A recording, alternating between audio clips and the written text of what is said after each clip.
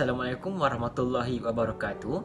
Kami dari kumpulan 3 dan pada hari ini kami akan membentangkan subjek penghayatan etika dan peradaban, iaitu tema kami ialah teknologi maklumat dan komunikasi penggerak kesepaduan nasional di Malaysia.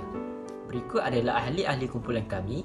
Kumpulan kami terdiri daripada 9 orang ahli. Yang pertama, Wan Nur Ain binti Wan Mazlan. Yang kedua, Masira Najwa binti Muhammad Fazli. Yang ketiga, Nur Nabilah binti Mak Nasir. Yang keempat, Amir Syam bin Azhan. Yang kelima, Cik Nur Dayana Salisa Al-Zahra binti Cik Rani. Yang keenam, Siti Aisyah binti Muhammad Ghazali. Yang ketujuh, Nur Atika Amira binti Muhammad Dasmir. Yang ke-8, Nur Fazira Natasha binti Ramlan. Dan yang terakhir sekali adalah Zurin Nur Artika binti Abdul Jabal. Sejarah evolusi teknologi maklumat dan komunikasi. Pada abad ke-20, industri bertumbuh dengan pesat. Banyak penyelidikan telah dilakukan, maka daripada penyelidikan tersebut, 4 generasi komputer telah berkembang.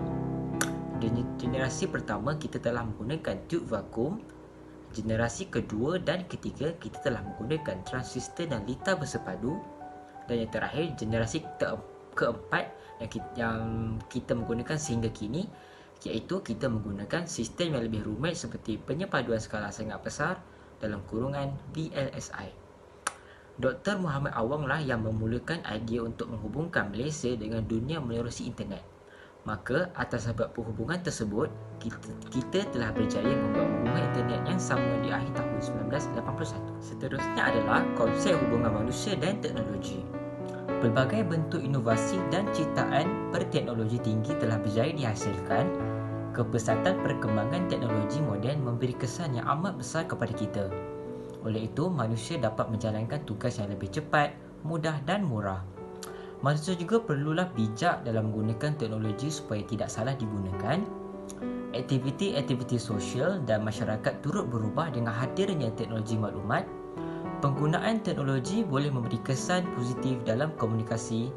Teknologi dimanfaatkan untuk menjalankan aktiviti sosial dalam masyarakat. Kepentingan teknologi maklumat dan komunikasi kepada manusia. Terdapat 5 kepentingan. Yang pertama, memudahkan komunikasi.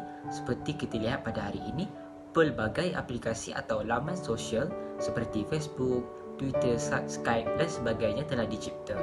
Yang kedua, mempercepat atau memudahkan urusan. Kerja atau tugasan boleh dilakukan secara atas talian dengan mudah, seperti contoh perbankan, permohonan kerja, pembayaran utiliti, beli belah dan sebagainya. Yang ketiga, mudah mendapatkan maklumat. Maklumat mudah untuk diperolehi dan diakses melalui medium TMK seperti internet. Memudahkan para pelajar mendapatkan maklumat tentang hal-hal ekonomi politik, sosial, pendidikan dan sebagainya. Kepentingan yang keempat, cepat mengetahui perkembangan semasa. Contohnya, kemajuan ICT yang bersifat global memudahkan seseorang mengetahui berita atau kejadian yang berlaku di luar negara dengan mudah dan cepat. Yang terakhir sekali adalah meluaskan pasaran perniagaan. Contohnya, perkembangan pesat teknologi maklumat mampu membawa jaringan perniagaan yang luas dan lebih berdaya saing melalui atas talian.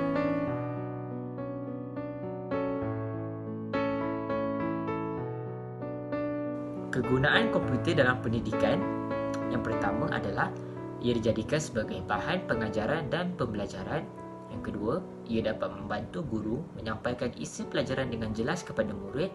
Yang ketiga, pendidikan jarak jauh.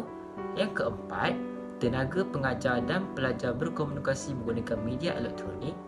Yang kelima, mudah memberi maklum balas. Yang keenam, aktiviti menghantar dan menerima maklumat dapat disampaikan melalui rangkaian sahaja. Dan yang ketujuh, ia dijadikan sebagai alat komunikasi. Dan yang terakhir adalah interaksi boleh berlaku dalam ruang cyber dan komunikasi terjalin secara online.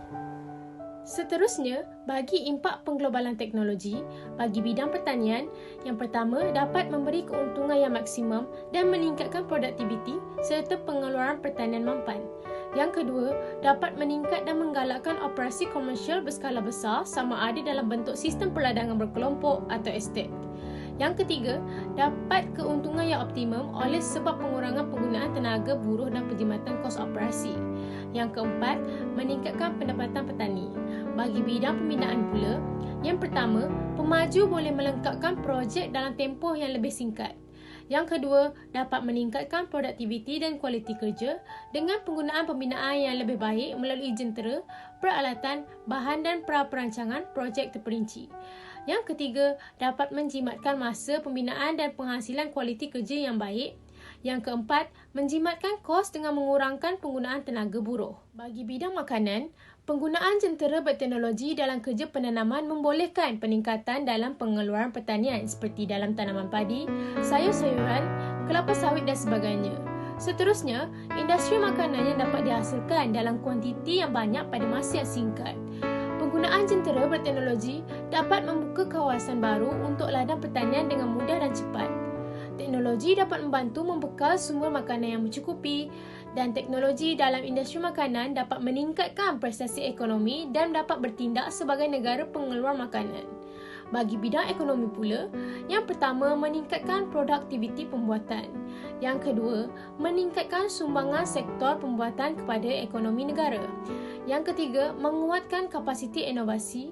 Yang keempat, menambah bilangan pekerja berkemahiran dalam sektor pembuatan khususnya dalam bidang teknologi. Impak pengglobalan teknologi dalam bidang komunikasi dan hubungan. Bagi impak positif, yang pertama, perhubungan lebih mudah terutamanya jarak yang jauh. Yang kedua, matlamat dapat dicapai dengan lebih cepat walaupun jarak yang jauh. Yang ketiga, boleh saling kenal mengenali dengan individu lain sama ada yang kenal atau tidak dengan menggunakan rangkaian atas talian. Seterusnya, pelbagai kaedah untuk saling berhubung atas talian melalui pelbagai aplikasi seperti WhatsApp, Telegram, Facebook, Instagram dan sebagainya. Boleh menjimatkan masa dan tenaga untuk berhubung dengan orang lain. Akhir sekali, dapat mengeratkan lagi hubungan silaturahim antara individu atau kumpulan. Bagi impak negatif pula, mudah tersebar berita palsu dan fitnah yang boleh merosakkan hubungan silaturahim. Yang kedua, pembaziran masa kerana terlalu lama dalam laman sosial sehingga lalai dengan tanggungjawab yang lain. Yang ketiga, boleh mendatangkan ketagihan media sosial sehingga menjejaskan kesihatan mental dan fizikal. Akhir sekali, kurang aktiviti sosial secara bersemuka dengan orang lain. Seterusnya, isu semasa. Isu semasa negatif adalah 70% pelajar sekolah pernah terbabit jenayah cyber. Kira-kira 70% daripada 6,000 pelajar sekolah menengah dan rendah yang pernah mengikuti program kesedaran jenayah cyber mengakui pernah terbabit atau menjadi mangsa penjenayah di dunia maya. Katanya, antara jenayah cyber yang diakui pernah dilakukan mereka adalah mengeluarkan kata-kata kesat di media sosial, menyebarkan video atau berita tidak sahih, malah menyebarkan gambar berunsur lucah. Bagi isu semasa positif pula, guna teknologi demi keharmonian kaum. Kecanggihan teknologi maklumat pada hari ini sepatutnya digunakan ke arah kebaikan, terutama bagi menyampaikan maklumat yang boleh menyemai perpaduan antara kaum di Malaysia agar rakyat di negara ini dapat hidup harmoni. Sekian, itu sahaja daripada kami. Sekian, terima kasih.